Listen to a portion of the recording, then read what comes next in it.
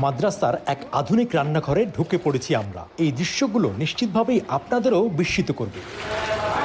এক মণ আলু ধোয়া, মোছা এবং ছোলা পরিষ্কার করতে সময় লাগছে 4 থেকে 5 মিনিট। 2 থেকে 3 ঘন্টায় 1.5 থেকে 2 লাখ টাকার একটি গরু রান্নার জন্য প্রস্তুত। মাত্র 2 মিনিটে 30 কেজি আলু মেশিনে ভর্তা হয়ে যাচ্ছে। 72 কেজি চাল মাত্র 1 ঘন্টায় ভাত হয়ে যাচ্ছে আধুনিক স্টিম মেশিনে। এমন আরও আধুনিক মেশিন ও প্রযুক্তির ব্যবহারে এই মাদ্রাসায় প্রত্যেক দিন 1200 শিক্ষক শিক্ষার্থীর রান্না হচ্ছে, অর্থাৎ দিনে 3600 মিল তৈরি হচ্ছে এই আধুনিক কিচেনে।